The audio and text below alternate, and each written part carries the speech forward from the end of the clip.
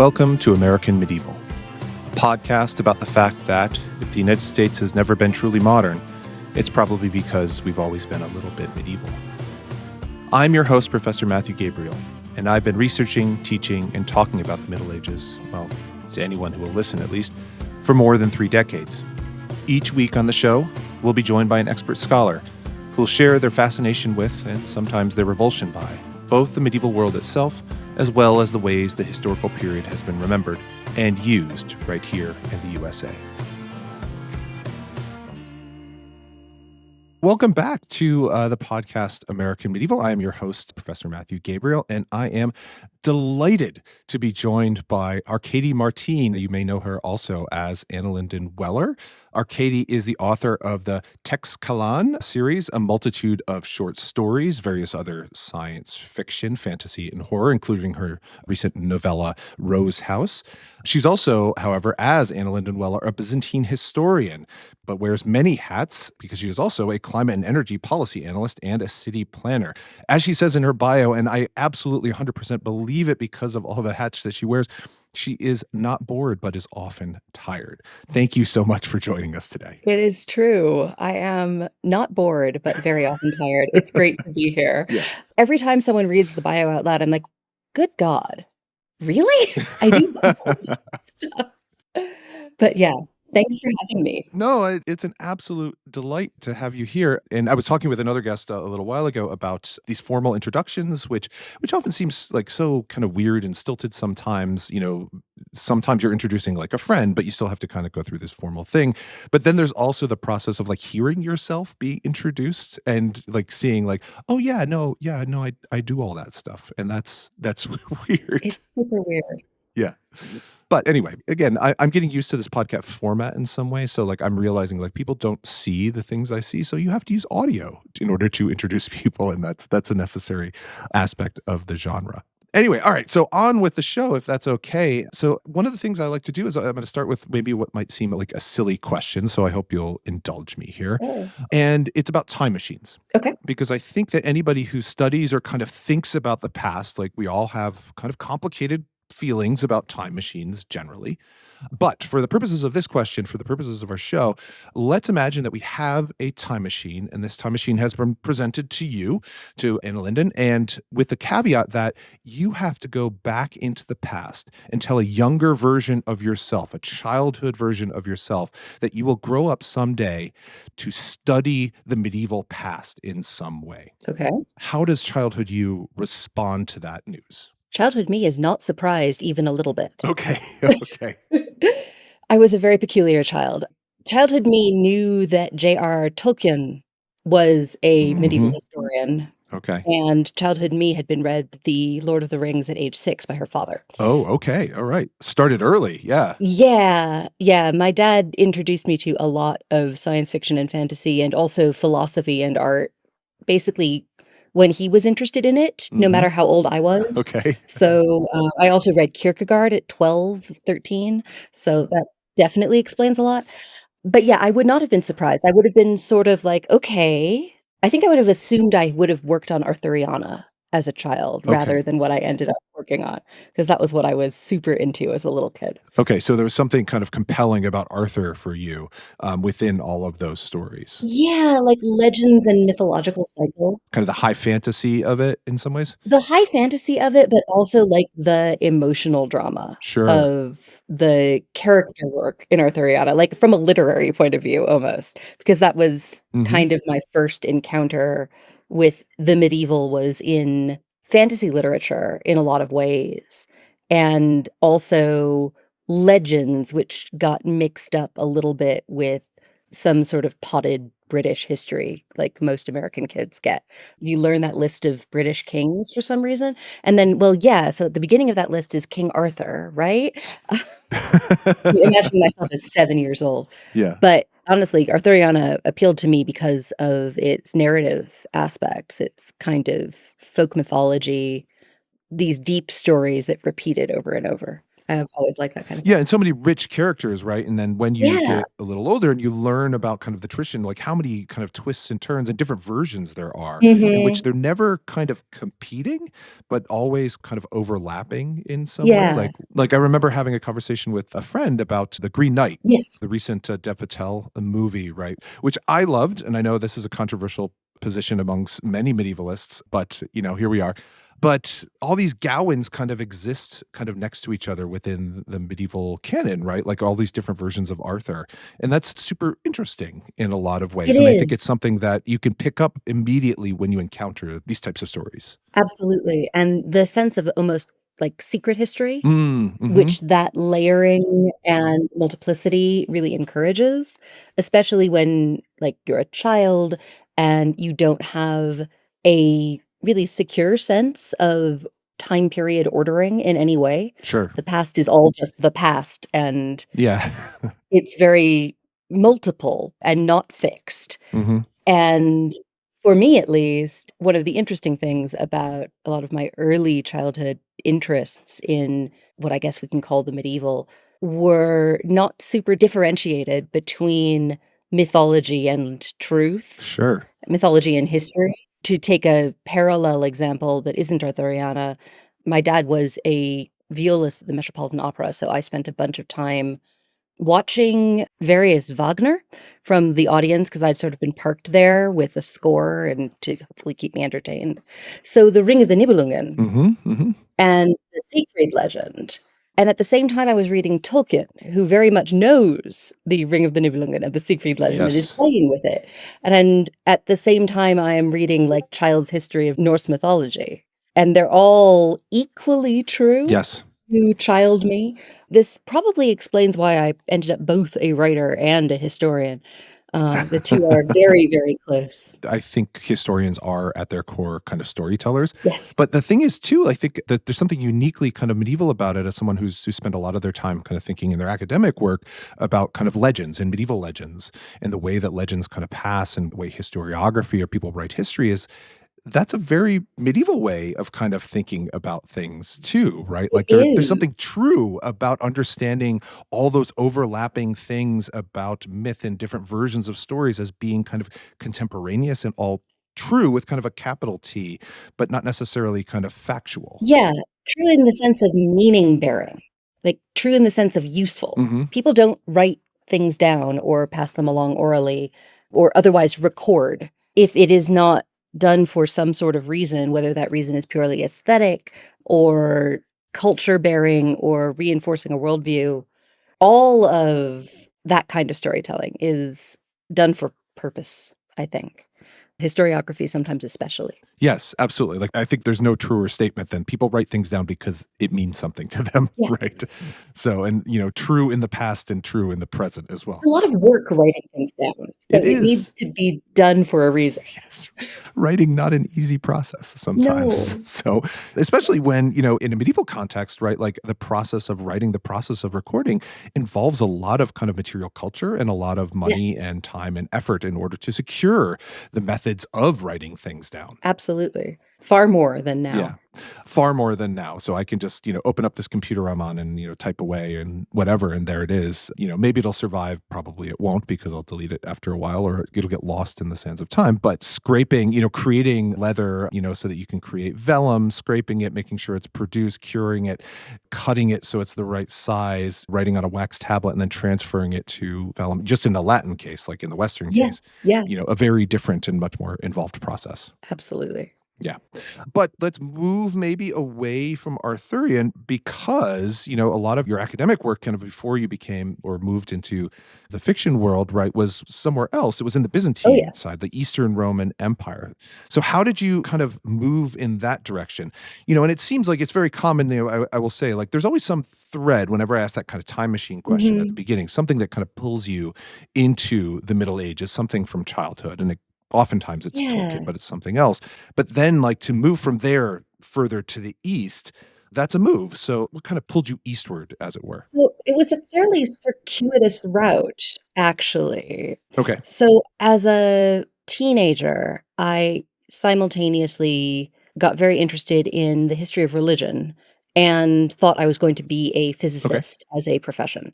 Like, I had this whole, like, I guess, very 19th century theosophical view of the world that I was either going to figure out the secrets of the universe, imagine 18-year-old me now, through religious studies or through quantum mechanics, and it was kind of a race.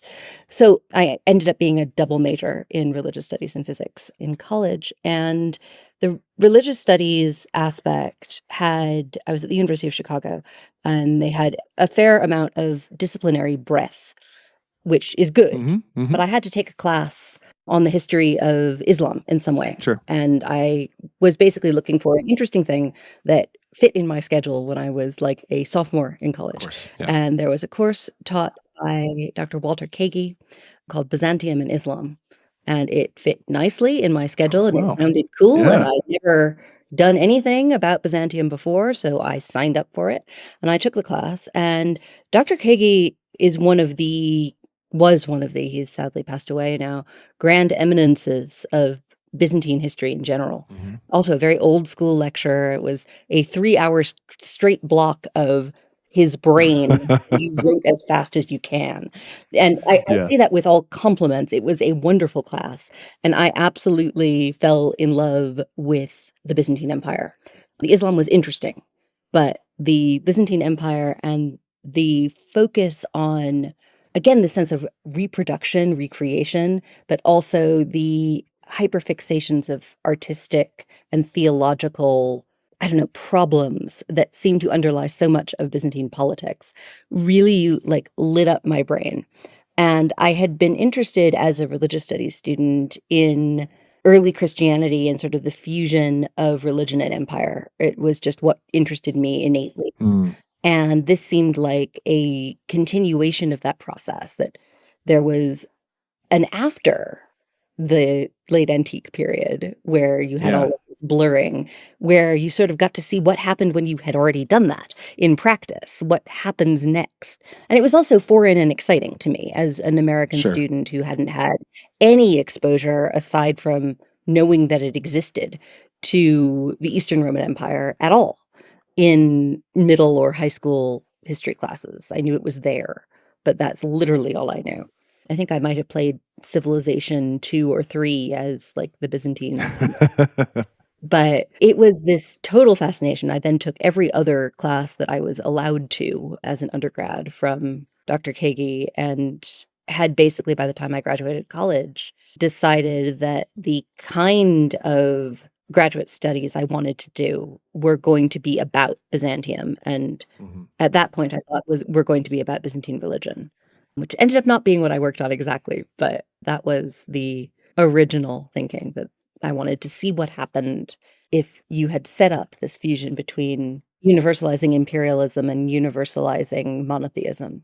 Okay, what now? The power of a very good undergraduate teacher. I mean, you can't overstate that, right? Oh, yeah, absolutely. So just like something compelling, I can't tell you how many, students that I've taught, and not necessarily that they're talking about me, they're usually talking about some other teacher, or just friends or colleagues who are just like, yeah, I took a course, and like the teacher was amazing. It's that simple. A 3-hour lecture, like that exhausts me just to think about right now. So some people can do it, I guess. When I was teaching university, I did that one time, literally one 3-hour lecture, and swore I would never do it again. Yes. So amazing. But I mean, like, some people can do that. Like, I have colleagues here too, in other disciplines, but they just write exceptional lectures, like just like so neatly tied together. Like it's not a skill I can do. I can lecture pretty competently, but it's mostly muscle memory at this point. So at that length, it's kind of beautiful. Oh, yeah. It's like hearing, I mean, just again, like back to kind of historians as storytellers, right? Like it's got to be woven as a story, like something to hold your interest for that, or an 18-year-old or a 19-year-old's interest for that long is just absolutely amazing. So it's interesting too that you were saying about, the move between, well, that you start kind of physics and religious studies, and then you don't move like really that far. It's more like just kind of choosing a topic than anything else, right? So yeah, like a sort of sideways slide a little bit. I mean, the physics didn't work out. It turns out that I'm only like normal good at math, not really good at math, and that put a lid on that particular angle. But no, it was like going deeper into a fascination. Mm-hmm. A lot of my interests have always been that. Like, I still see that as, like, following through even to what I do most of the time today, which is deeply tied to histories of power, literal and figurative. I work right now as I guess, like, sometimes a professional expert witness in front of public utility commissions. But the work I'm doing has a lot to do with the ways I learned as a historian to do economic and political analysis. Mm-hmm. Mm-hmm. I just mostly do it about electricity Yeah. now. But I mean, like skills about kind of reading text, Yep. reading like, kind of through kind of policy documents, because Mhm. policy documents have been produced for a very long Very time long time. through history, right? So, Yeah, so even in the Byzantine Empire, as it were. very much. Very much so. So, was there a particular kind of period that you were interested in the Byzantines? You were talking about kind of after late antiquity. So, but Yeah. this synthesis of Christianity and empire, begins roughly with Constantine in the 4th century, and then Mhm. kind of, but of course, continues through, for millennia and more afterwards. So, Yeah, so I knew I didn't want to do late antiquity, okay, mostly because I was less interested in this is very sort of wonky, nerdy stuff. I was less interested in reading the church fathers than I was in almost everything else. yes, And I knew if I stuck with late antiquity, I was going to have to do a whole lot of that, and I found it kind of dull. And I ended up landing in the 11th century eventually, but it was basically because I found myself most interested in kind of high empire, hmm by which I mean the fullest expression of the idea before it starts breaking down. And you can pinpoint a lot of different breakages in the long of history of the course, Eastern Roman Empire, but there's a common and easy narrative, which is kind of the one you learn first when you start studying Eastern Rome, that places the height of the empire in sort of the 1000s, 1100s, at its furthest hmm physical extent under Basil II. And I was more interested in narratives of expansion than I was in narratives of contraction. And I think that's just a personal preference more than anything else. yeah.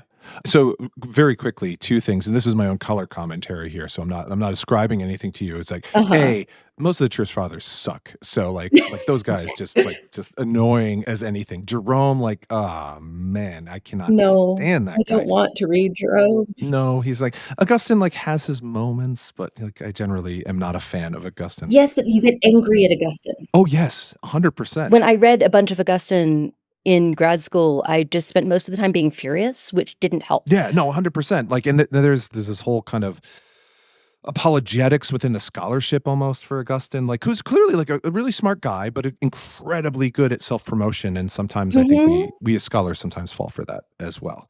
So church fathers get bent, whatever, away with you, fie on you, generally.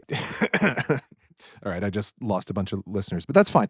So second, most importantly, perhaps 11th century best century Yes. in the Middle Ages. It's so Just much fun. so much going on in East and West. Like you mentioned, kind of Basil II, like fascinating character in his own right, his expansion against the Bulgars, right? But then you kind of have the Komnenoi resurgence, like in the later part of the century, like First Crusade shows up at the time, like all that kind of stuff going on. So interesting of a period, right? Yes, and it's not just in one place. No. It is all over sort of Europe and Eurasia.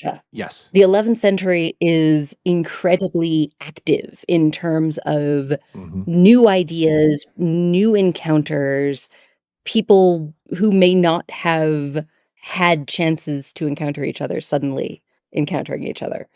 And ideas-wise too. I love the 11th century a whole lot. Yeah, it's really kind of, David and I, when we wrote The Bright Ages, like one of the things we kept kind of emphasizing was Europe as kind of permeable in this period. Mhm. And that's beside kind of the Byzantine Empire. But that really shows in that period kind of how many places everything is touching, because we're talking about Western Europe, we're talking about Eastern Europe, we have to include Iberia, all of North Africa. And then, of course, through the Byzantines, you have the Middle East across Anatolia into the Black Sea region, even Mhm. further east, kind of beyond that towards Baghdad and points eastwards, south across into to Egypt and, even maybe even beyond the Sahara a bit. Like all of those things are connected and everybody knows kind of what's going on in a different way than they had even just the previous century. Yes. So just like a fantastic period. So any aspiring kind of medievalists out there, like good luck because there's not a ton of jobs out there. Uh-huh. But B, look at the 11th century. So much to pay attention to. I mean, while you're having fun before you have to have a job, 11th century, That's where it's right. at. Absolutely. Yeah. So, talk to your undergraduate teachers, talk to your master's teachers or something like that. 11th century, best century. So I will talk about the 11th century for a long time. But so one of the interesting things though, is that, you've taken kind of all this work, of course. And again, like you seem to be, as you said, kind of moving sideways through things because your fiction seems to deal with a lot of these themes as well, Oh right? Like god, yeah. the Text Kalan series, A Memory Called Empire, Desolation Called Peace. Fantastic for the listeners. Please go out and buy them as soon as possible. They're an amazing set of books. But then that's the blend too, because it's not just Byzantine history, it's also kind of Aztec history that you're kind of drawing from, right? Inspired by. Is that correct? And some other stuff. There's Aztec history, there's a bunch of the Pax Mongolica Okay. in there, sort of the history of the expansion of the Mongols, and there's a whole lot of 20th century American imperialism, which I and you listeners live in the consequences of. I've heard some about that. So, yeah, I like to talk about the Tixcalan books as at least the first one, Memory Called Empire, is the book I wrote when I was supposed to be writing a postdoc book. Okay. I wrote about 2/3 of the postdoc book and the entirety of memory while I had a postdoc in Sweden at Uppsala University. And my wonderful supervisor there, Ingela Nilsson, forgave me for the fiction being the thing I finished instead of the nonfiction book. Mm-hmm. But it was all the same idea. Yeah. It was this real fascination with the impacts of maintaining imperial culture in a borderland, and specifically a medieval borderland with limited forms of rapid communication and highly stylized cultural forms that granted or did not grant status. So I was obsessed with these ideas in what I was working on as a postdoctoral researcher, and I was also obsessed with them like emotionally. And one of the things that academics are encouraged to excise from their writing is poetry and emotional affect. And I was continuously frustrated by that. Yeah. And still am. I think that more of that belongs in academic writing than is strictly de rigueur, but I stuck all of it in fiction because Mhm. I could talk about it the way it made me feel about things and the sort of emotional valence that I felt was a load-bearing part of the research I was doing, but that you cannot ascribe to people in the past the same way you can ascribe it to people that you make up for the purposes of demonstrating. Yeah. Did you feel like a strong kind of you mentioned, I mean, and I think you're absolutely correct, of course, that's discouraged within academic kind of history writing. But I'm thinking too of kind of conversations I've had with classicists Mhm. in which they're a little bit more comfortable with the personally kind of affective as they're writing about kind of past subjects.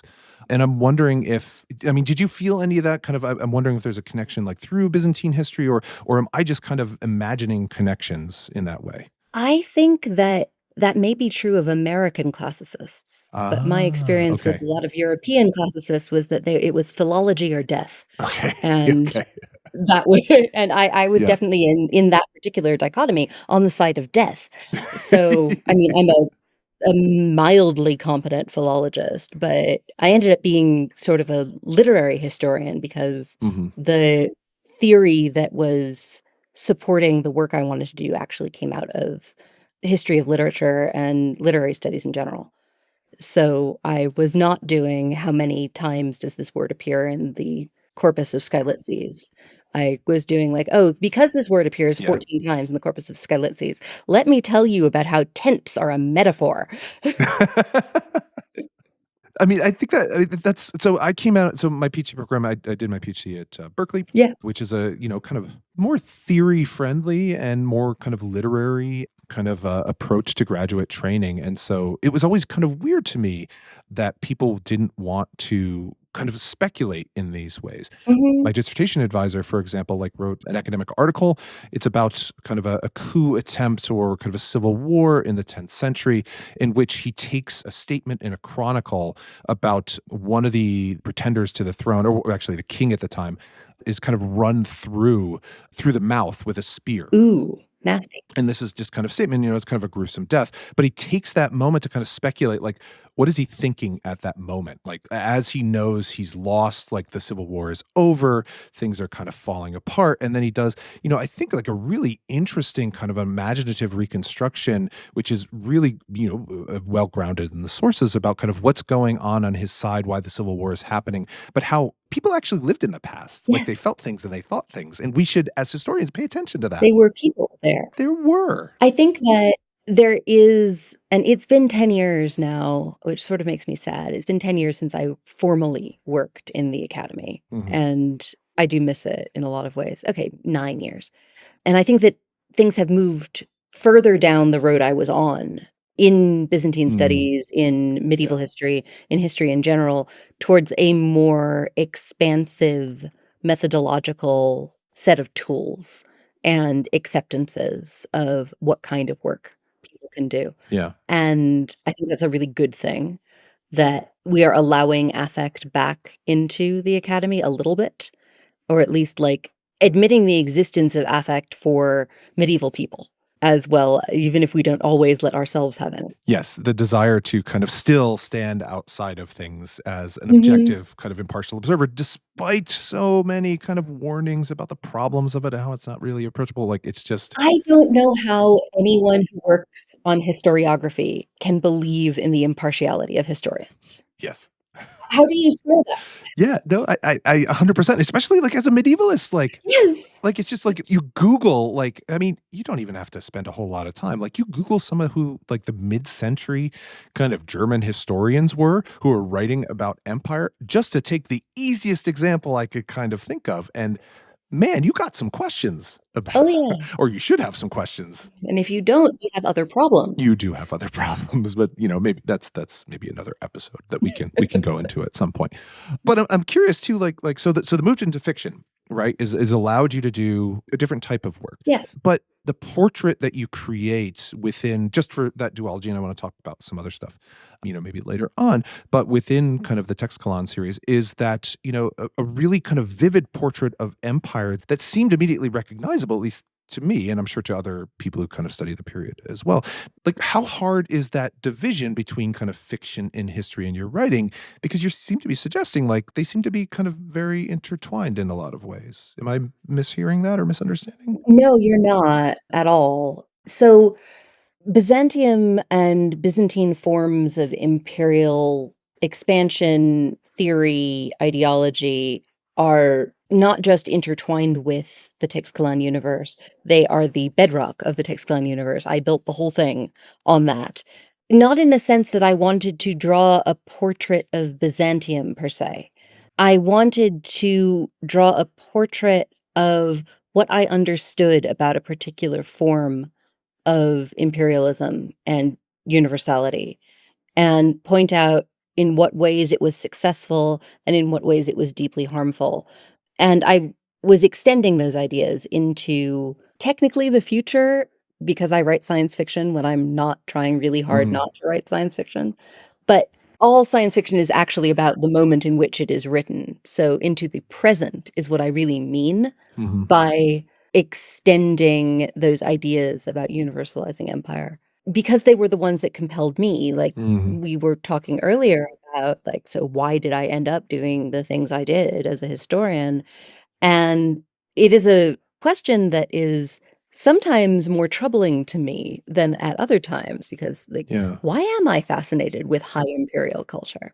What is it about my own position in the world, how I've grown up, what country I was born in, what religious and ethnic group I'm part of? What makes that attractive to me? And am I okay with that?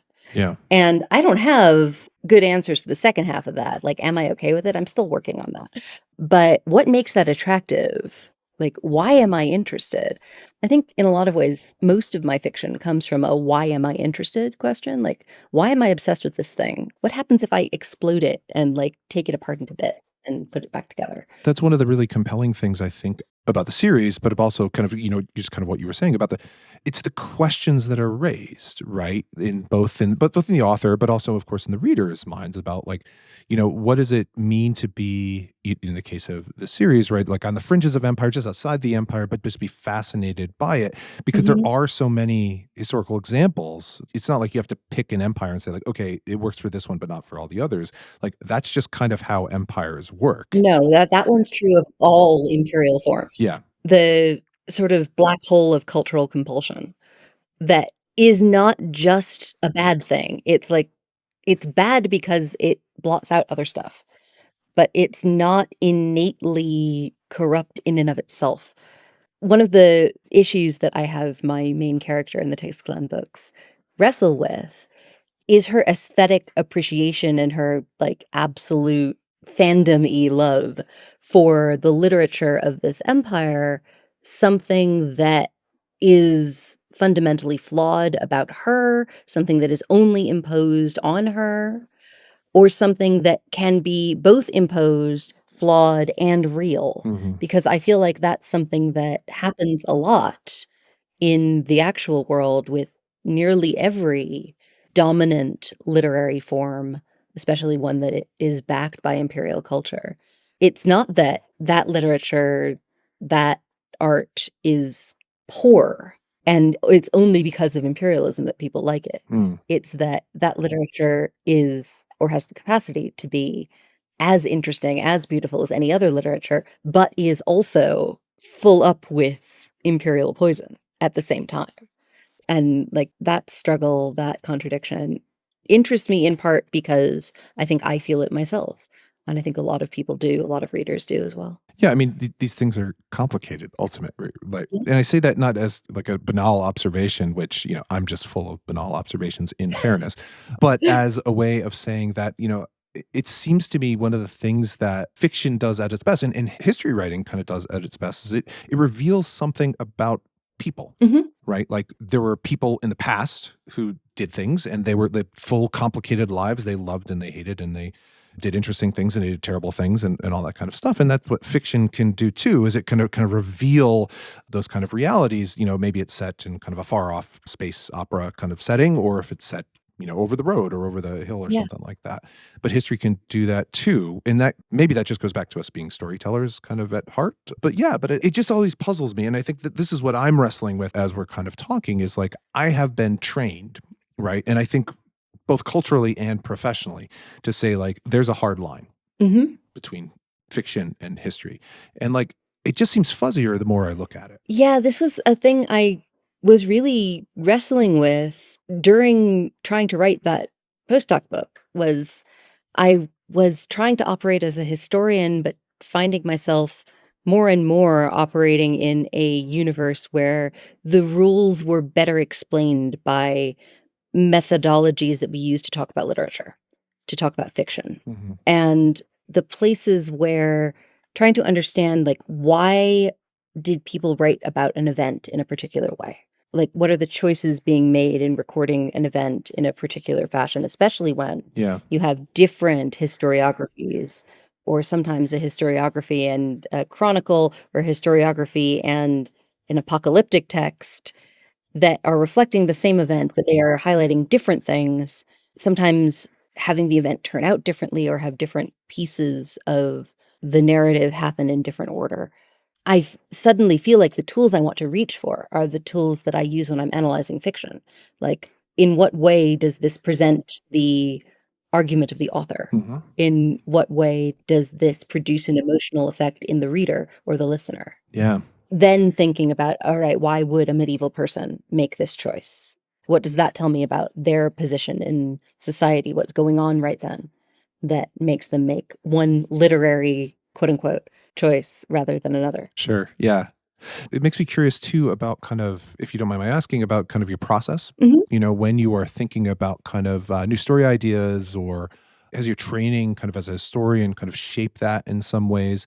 When you're pulling from this kind of past Imperium kind of amalgam in order to create a story, or like your newer stuff, the Rose House, about kind of a house that is basically an AI, much more contemporary. Like, do you find your research process kind of the same or similar as you're trying to tell these kinds of stories? Similar. Okay. I mean, with Tixkalan, I had the advantage of having done the decade plus of research before I thought about doing it in fiction. So I didn't have to do a lot of research on that because it was all there in my head in a lot of ways. Yeah. With Rose House, which is about a sort of a haunted house novel where the haunting is an AI, a real AI, not a large language model. So therefore an alien that happens to be made out of a computer. Yeah.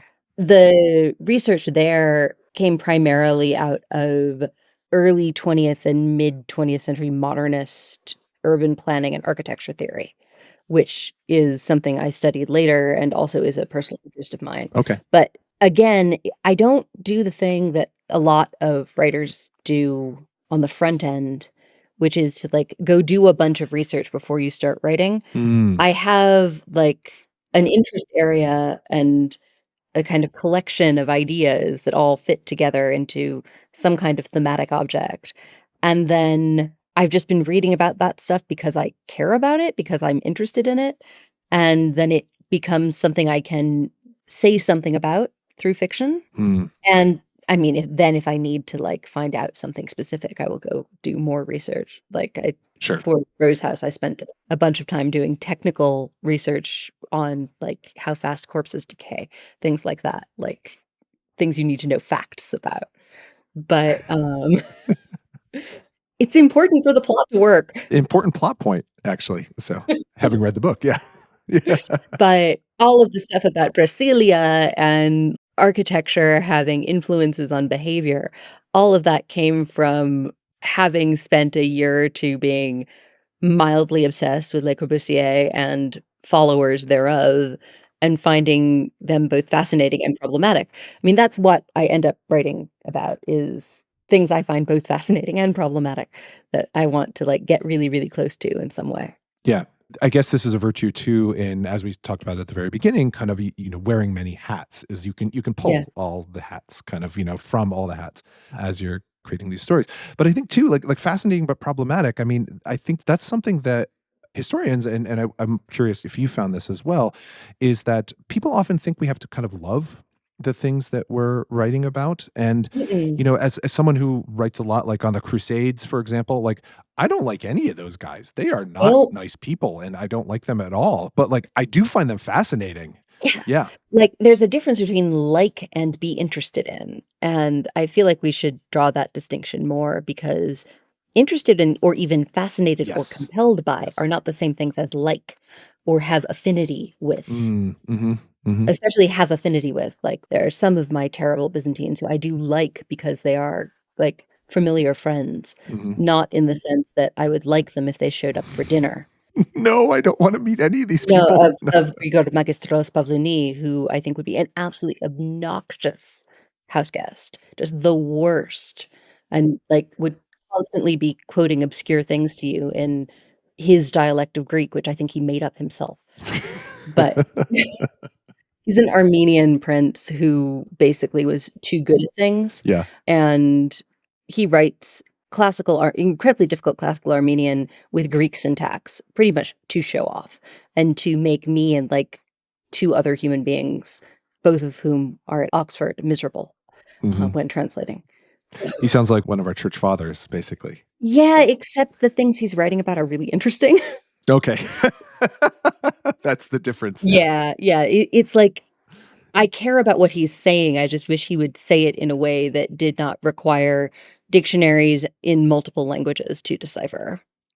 Yeah, you should have been thinking about that. Going back to another thing that we talked about at kind of the beginning, kind of Time Machine, I think one of the complicated feelings I have, at least, about Time Machines is like, I don't want to go back to the past. Like, I don't want to meet any of these people. Like there's some people like it could be kind of interesting to meet, but like Oh, yeah. most of the people I am particularly like, or I know something about, or I'm studying, like I'm aware of who they are, and that makes me not want to kind of spend any time with them. Yeah. Honestly, like, the other time machine question that often gets asked, the, like, "What era would you go back to?" question. Yeah. If I pick any of the ones that I know things about, I don't want to go there. So my usual answers involve places I haven't studied, so I don't know all of the terrible things about them yet. Yes. Well, you'll learn them soon enough. We'll all learn them soon Exactly. enough. So, if you spent any time kind of going into the past or, I'm sure kind of the future as well.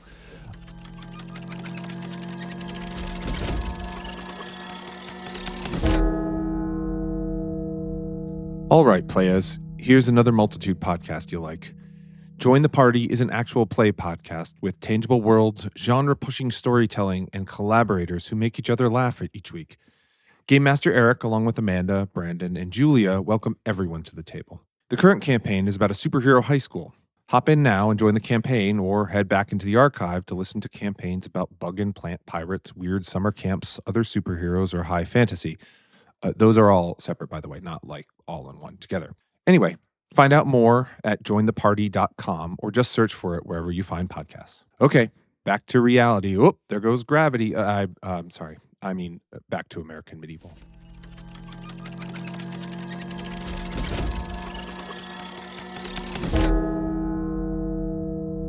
That's interesting too, though, about kind of having these complicated feelings. Like, do you feel the same way kind of about the fictional characters that you've created? Or do you have kind of a stronger kind of affinity towards them than historical figures, or kind of the same way that where we were just talking about kind of these historical periods and these historical guys? Well, it depends on the character in a lot of ways, but Sure. when you are writing fiction, you, by necessity, must invent some fairly horrific human beings. Yep. Because otherwise the plot doesn't go. Or at least the kinds of things I write, the plot doesn't go. I know there are people who can write mostly about decent people, but I write political dramas set in space or the near future or like second world fantasy most of the time. And those are not nice people. You need not nice people for things to happen. And inventing them to make them feel realistic. I mean, we have plenty of evidence that evil is not realistic, and nor is like day-to-day plot of current history is not realistic, quote unquote. Mm-hmm. Doesn't follow plot logic. It's both too obvious and too confusing. But readers still expect plot logic to work. Yeah. So when you build a character who is capable of doing the awful things that drive your plots, you have to make them complicated and you have to make them solid. And at least for me, this means that I can't hate them entirely, even when they're really terrible. I have to have gotten enough inside the model of their head to be able to write what they would do or say. Yeah. And that removes a certain level of unpersoning that I think one can do with some historical figures where you don't have to deal with them as people. Sure. And you only deal with what they have done or what they have written or how people wrote about them. But for me, at least, I, as a historian, was never super good at leaving dead people dead. Like, I spent a lot of time thinking about what these people were actually like inside their heads. And that's part of, I think, what makes me a good writer. I don't know if it makes me a good historian. It made me very interested in history and still makes me very interested in history.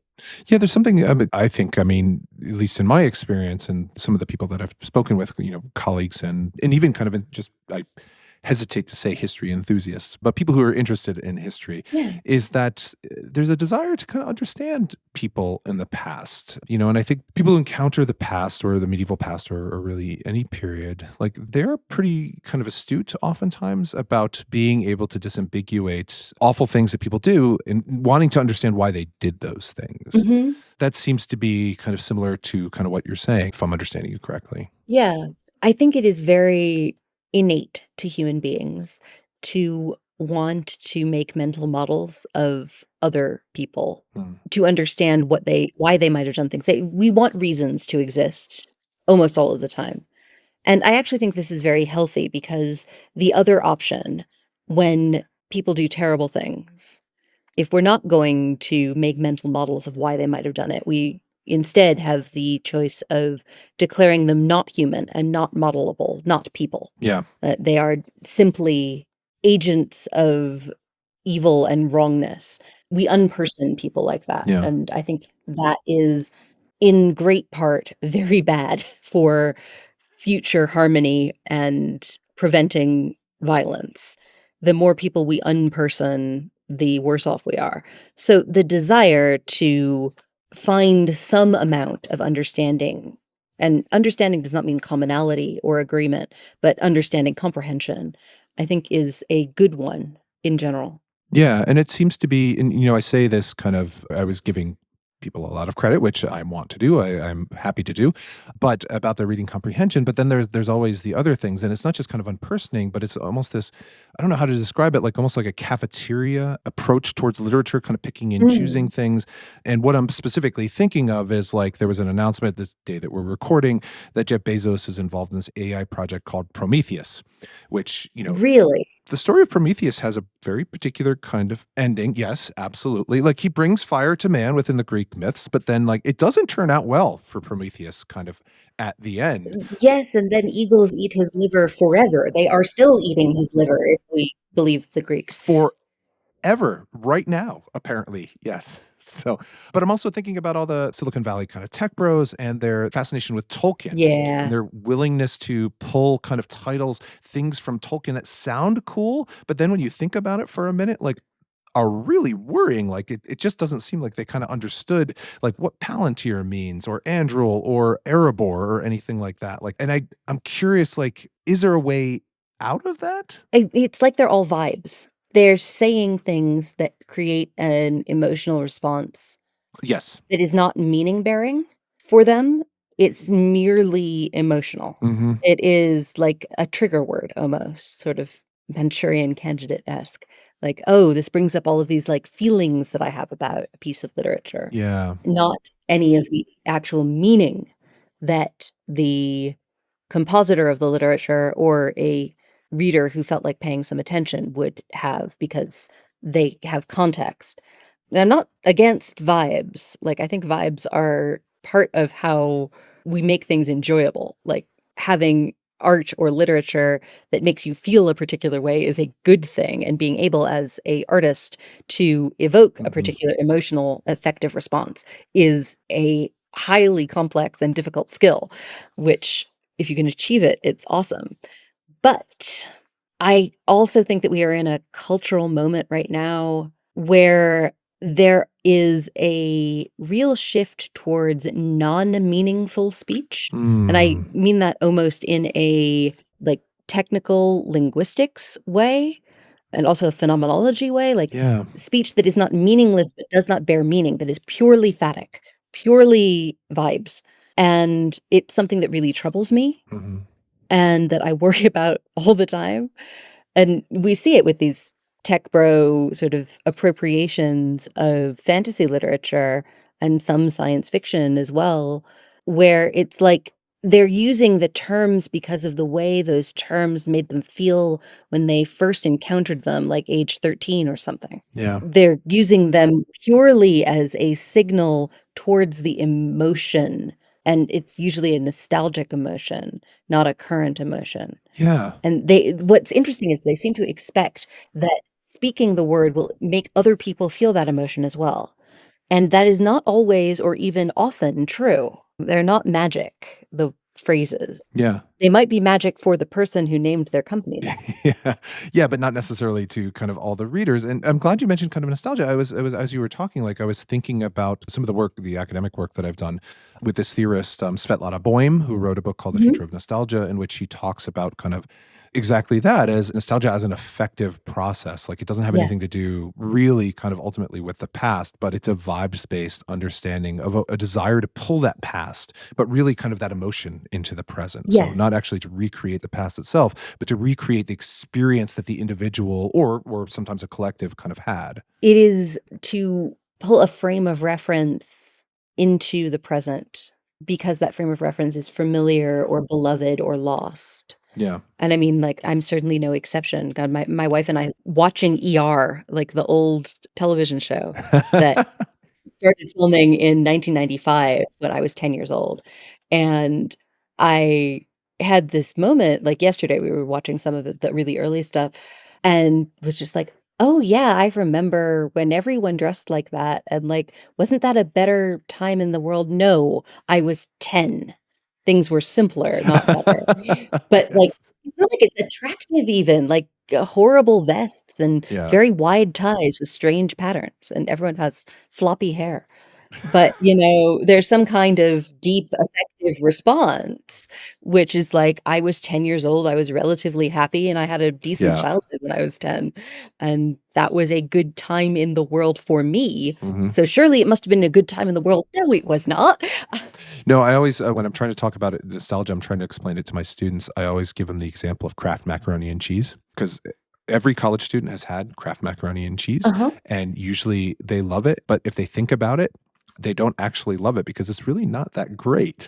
What it is that they love being, again, like 8 or 10 years old, sitting around a family dinner table, like maybe it was a special treat or something like that, making, feel warm and cozy and stuff like that. So you're remembering a moment rather than kind of the experience, the actual kind of thing itself. And you want to pull that vibes again, kind of back into the present. So Yeah. for me, my nostalgia, I have to say, is not necessarily ER, though I did watch a lot of ER. It's the Golden Girls. So I'm very much a Golden Girls fan Fair because I enough. remember that from my childhood. Yeah. On that note, we are unfortunately kind of running short on time. This has been a really wonderful. Thank you so much for this conversation. Thank you for having me. It's great. It's been a delight. But if people do want to learn more about you or your work, how can they find you online? So I have a website, which I occasionally remember to update, which is arkadymartine.net. And I am mostly on socials on Bluesky at Byzantine, so Byzant, the first half of Byzantine, and then en, like the French feminine ending, bsky.social. And that's really the only place I spend like time online in public anymore because of, the fall of the internet and everything. But I also have a semi-defunct newsletter, which I should undefunctify and start using again. But you can sign up for that on my website. Yes, and we'll put all this stuff in kind of the show notes and stuff like that so people will be able to find you. So, but thank you again so much for joining us. Please, if you have not already, please rush out and buy Arkady's books. You will find them at where all good books are sold in all sorts of versions, ebook, audiobook, and of course in actual paper as well. So thank you again for everyone for listening, for joining us, and we'll see you next week on another episode of American Medieval. Thanks for listening to this episode of American Medieval, proud member of the Multitude Podcast Collective. I'm your host, Professor Matthew Gabriele, and this episode was edited by Julia Schifini. The theme song to American Medieval is from the song Sleeping Bags by OTE. If you'd like to support the show, get ad-free episodes, be inscribed into the Book of Life for being a kind and generous soul, and get some other neat bonus stuff, please visit us at patreon.com/AmericanMedieval. Thanks again for listening. See you all soon.